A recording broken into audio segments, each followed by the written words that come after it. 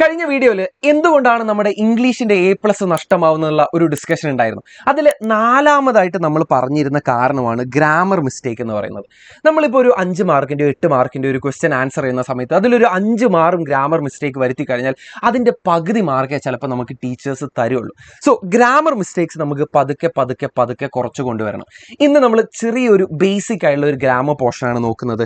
Subject verb agreement. നമ്മൾ school തുറക്കുന്നതിന് മുന്നേ വെരി ബേസിക് ആയിട്ട് പഠിച്ചു വെക്കേണ്ട ഒരു സാധനമാണ് സബ്ജക്റ്റ് വേർബ് അഗ്രിമെന്റ് എന്ന് പറയുന്നത്. ഞാൻ തലേ ദിവസം നിങ്ങളോട്, അല്ലെങ്കിൽ തലേ ദിവസമല്ല കഴിഞ്ഞ വീഡിയോയിൽ ഞാൻ നിങ്ങളോട് കമന്റ് ചെയ്യാൻ പറഞ്ഞിട്ടുണ്ടായിരുന്നു. വെരി ബേസിക് സ്ട്രക്ചറിലുള്ള കുഞ്ഞു സെന്റൻസുകൾ ഉണ്ടാക്കാൻ വേണ്ടി പറഞ്ഞിരുന്നു. ആകെ നിങ്ങൾ ശ്രദ്ധിക്കേണ്ടിയിരുന്നത് നൗണും വരണം അതിൽ, അതുപോലെ തന്നെ വെർബും വരണം. ഈ രണ്ട് കാര്യങ്ങൾ വന്നുകൊണ്ടുള്ള വെരി സിമ്പിൾ ആയിട്ടുള്ള സെന്റൻസുകൾ താഴെ കമന്റ് ചെയ്യാൻ പറഞ്ഞിട്ടുണ്ടായിരുന്നു. അതിൽ നിന്ന് പിക്ക് ചെയ്തിട്ടുള്ള കുറച്ച് കമന്റുകളാണ് ഞാൻ ഇനി വായിക്കാൻ പോകുന്നത്.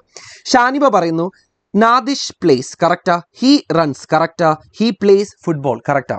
ഇനി സാവിത്രി പറയുന്നു, ഐ സിറ്റ് കറക്റ്റാണ്, she drinks, he's an accountant. ഈ പറഞ്ഞതൊക്കെ കറക്റ്റാണ്.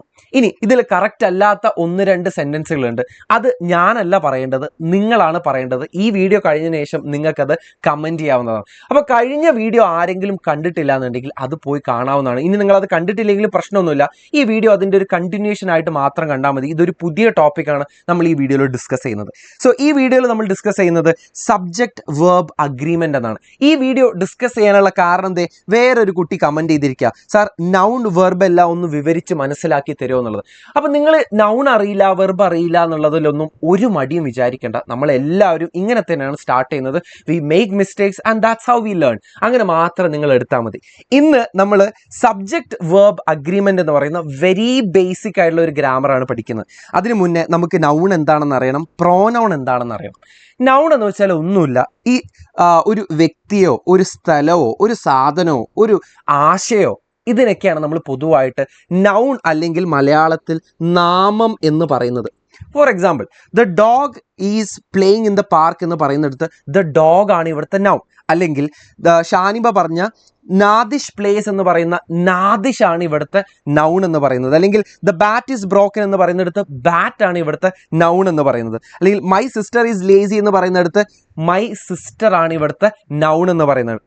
എല്ലായിടത്തും നമ്മൾ നൗൺ യൂസ് ചെയ്യില്ല. ചിലപ്പോൾ ഒക്കെ നമ്മൾ അതിൻ്റെ പകരമായിട്ട് പ്രോനൗണുകളാണ് യൂസ് ചെയ്യാറുള്ളത്. For example, he, she, it, they, we, you, I അല്ലെങ്കിൽ ദാറ്റ് എന്നൊക്കെ പറയുന്നതില്ലേ, ഈ നൗണുകൾക്ക് പകരമായിട്ട് നമ്മൾ യൂസ് ചെയ്യുന്നതാണ്. ഇവിടെ ഒരു സെന്റൻസ് നോക്കിക്കോ, ഹി ഈസ് ആൻ അക്കൗണ്ടന്റ് എന്ന് പറയുന്നിടത്തുള്ള ഹി, അവൻ, അയാൾ എന്നൊക്കെ പറയുന്നത് ചിലപ്പോൾ രാമൻകുട്ടിയോ അല്ലെങ്കിൽ മുഹമ്മദ് കുട്ടിയോ ഒക്കെ ആയിരിക്കും. സോ മുഹമ്മദ് കുട്ടി എന്ന് പറയുന്നതിൻ്റെ പകരം നമ്മൾ ഹി എന്നാണ് പറഞ്ഞതല്ലേ. അല്ലെങ്കിൽ ഏതെങ്കിലും ഒരു സാധനം പറഞ്ഞതിന് ശേഷം അടുത്ത സെന്റൻസ് ചിലപ്പോൾ നമ്മൾ അതിൽ ഇറ്റ് എന്നായിരിക്കും, അത് എന്നായിരിക്കും പറയാ. ഇതിനാണ് നമ്മൾ എന്ത് പറയുന്നത്, പ്രോനൗൺ എന്ന് പറയുന്നത്. സോ നൗൺ എന്താണെന്ന് മനസ്സിലാക്കുക, പ്രോനൗൺ എന്താണെന്നുള്ളത് മനസ്സിലാക്കുക. ഇനി സബ്ജക്റ്റ് വേർബ് അഗ്രിമെന്റിൽ വരണമെന്നുണ്ടെങ്കിൽ ആദ്യം സബ്ജക്റ്റ് എന്താ, വെർബ് എന്താ നമ്മൾ അറിഞ്ഞിരിക്കണം. സബ്ജക്റ്റ് എന്ന് പറയുന്നതല്ലേ ഒന്നെങ്കിൽ പ്രോനൗൺ ആകാം, അല്ലെങ്കിൽ ചിലപ്പോൾ നൗണും ആകാം, രണ്ടും ആകാം. പ്രോനൗണോ നൗണോ ആകാം. ശരിക്കും പറഞ്ഞാൽ ഇതും എന്തൊക്കെ തന്നെയാണ്, പേഴ്സണോ സ്ഥലമോ ഒരു സാധനമോ ഒരു ആശയോ ഒക്കെ തന്നെയാണ് ശരിക്കും പറഞ്ഞാൽ സബ്ജക്റ്റ് എന്ന് പറയുന്നത്. ഒരു സെന്റൻസ് അത് എന്തിനെ കുറിച്ചിട്ടാണ് അല്ലെങ്കിൽ ആരെ കുറിച്ചിട്ടുള്ളതാണ് എന്നൊക്കെ പറഞ്ഞു തരുന്ന സാധനമാണ് ഈ സബ്ജക്റ്റ് എന്ന് പറയുന്നത്. ഹി ഈസ് ആൻ അക്കൗണ്ടന്റ് എന്ന് പറയുന്ന സബ്ജക്റ്റ് എന്താ, ഹീസ് ആൻ അക്കൗണ്ടന്റ് എന്ന് പറയുമ്പോൾ അതിലെ സബ്ജക്റ്റ് ഹീ ആണ് അവിടുത്തെ സബ്ജക്റ്റ് എന്ന് പറയുന്നത്. ഫോർ എക്സാമ്പിൾ, നമുക്കിവിടെ പറയുകയാണെങ്കിൽ ഐ ജമ്പ് എന്ന് പറയുന്നിടത്ത് ഐ ആണ് ഇവിടുത്തെ സബ്ജക്റ്റ് എന്ന് പറയുന്നത്. മൈ സിസ്റ്റർ ഈസ് ലേസി എന്ന് പറയുന്നിടത്ത് മൈ സിസ്റ്റർ ആണ് ഇവിടുത്തെ സബ്ജക്റ്റ് എന്ന് പറയുന്നത്. ഇനി വെർബ് എന്ന് പറഞ്ഞാൽ എന്താ, വെർബിന് നമ്മൾ മലയാളത്തിൽ ക്രിയ എന്നാണ് പറയാം.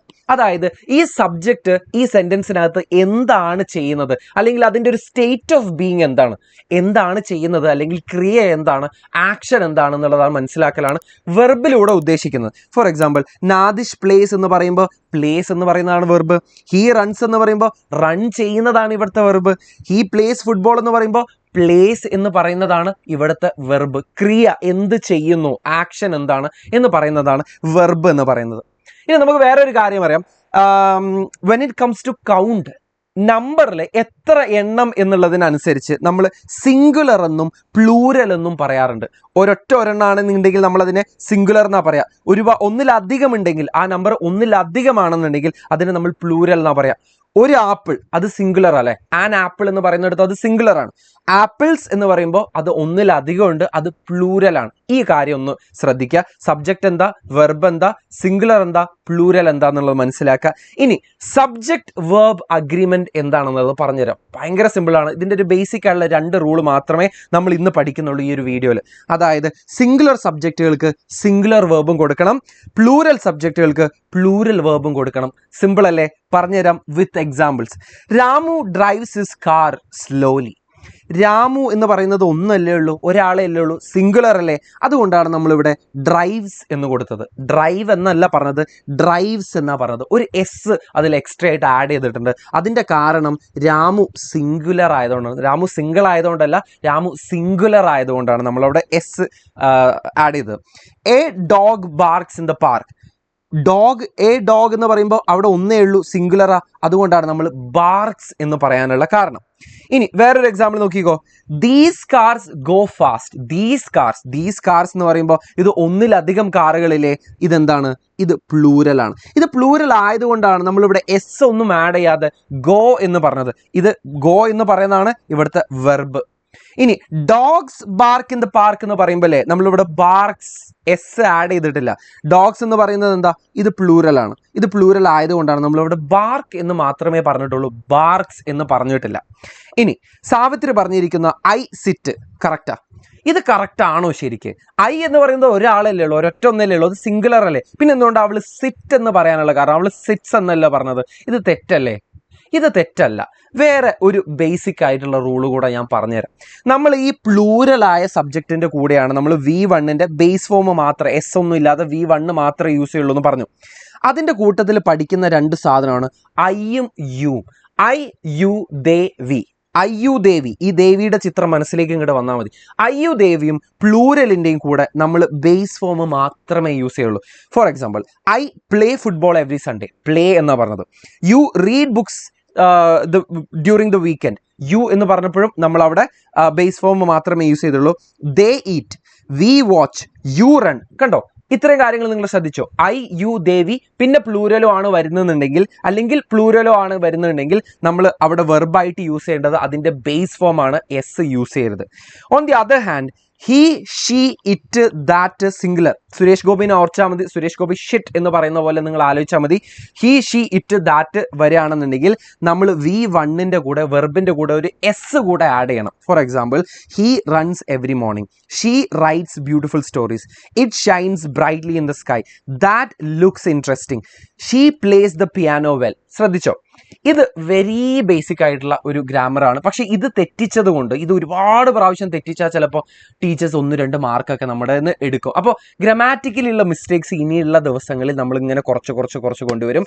ഇത് ഇതിൻ്റെ ഒരു തുടക്കം മാത്രമാണ്. ഇനിയുള്ള ദിവസങ്ങളിൽ നിങ്ങൾ ചെയ്യേണ്ടത് ഈ വീഡിയോയുടെ താഴെ ഈ 2 കാര്യങ്ങൾ, ഈ 2 നമ്മൾ ഇന്ന് പഠിച്ച 2 റൂൾ ഉണ്ടല്ലോ. സിംഗുലർ വരുന്ന സമയത്ത് നമ്മൾ എന്ത് ചെയ്യണം?